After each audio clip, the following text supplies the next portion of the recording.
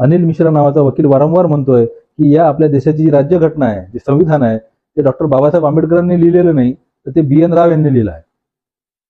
माझा त्यांना असा प्रश्न आहे की जर डॉक्टर बाबासाहेब आंबेडकरांनी संविधान लिहिलं नाही, तर डॉक्टर बाबासाहेब आंबेडकर ज्यावेळेस कायदा मंत्री होते 1949-50 मध्ये, आणि नुकताच घटनेचा मसुदा त्यांनी घटना समितीसमोर सादर केला होता, त्यावेळी 30 नोव्हेंबर 1949ला RSSचं जे मुखपत्र होतं ऑर्गनायझर, त्या ऑर्गनायझरमध्ये असा लेख छापून आला होता की या घटनेतील सर्वात वाईट गोष्ट म्हणजे यामध्ये भारतीय असं काहीच नाही, त्यामध्ये भारतीय घटना, संस्कृती, परंपरा यांचा कुठेच उल्लेख नाही. आणि स्पार्टा अथवा पर्शिया येथील कायदे तज्ञांपेक्षा मनु हा प्राचीन आहे, त्याचे कायदे सुद्धा प्राचीन आहेत, आणि संपूर्ण जग हे मनुच्या कायद्यांनी प्रभावित होत असताना आपल्या घटनाकारांना मात्र त्याचं काहीही घेणं देणं नाही. हे ऑर्गनायझरमध्ये छापून आला होता हा लेख.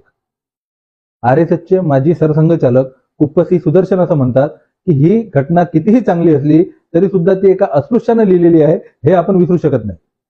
संपूर्ण परकीय प्रभाव असलेली ही गोधळी आहे. याच्या पुढे जाऊन संकेश्वर पीठाचे जेरेशास्त्री नावाचे शंकराचार्य ते असं म्हणाले की डॉक्टर बाबासाहेब आंबेडकरांनी जी काही भीमस्मृती रचलेली आहे त्याला ते धर्मशास्त्राचा आधार आहे असं सांगतात. पण दूध अगर गंगोदक कितीही पवित्र असलं पण ते जर नालीतून आलं, गटारातून आलं, तर त्याला आपण पवित्र मानू शकत नाही. त्याचप्रमाणे ही भारतीय राज्यघटना कितीही चांगली असली तरी ती एका अस्पृश्याने लिहिलेली असल्यामुळे आपण तिला चांगलं म्हणू शकत नाही.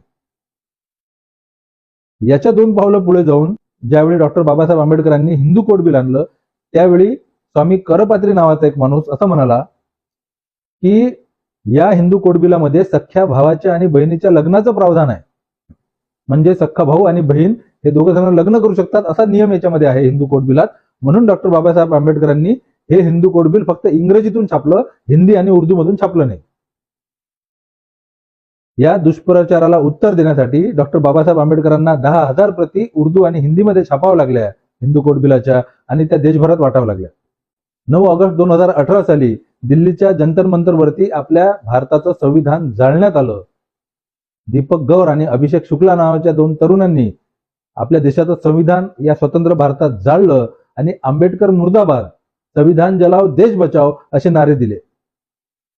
जर डॉक्टर बाबासाहेब आंबेडकरांनी संविधान लिहिलं नाही तर हे सर्व लोक, तर स्वामी करपात्री असतील, जेरेशास्त्री असतील, कुप्पसी सुदर्शन असतील, किंवा ऑर्गनायझर नावाचं संघाचं मुखपत्र असेल, दीपक गौर, अभिषेक शुक्ला असतील, हे सर्वजण डॉक्टर बाबासाहेब आंबेडकरांचं नाव का बरं घेतात?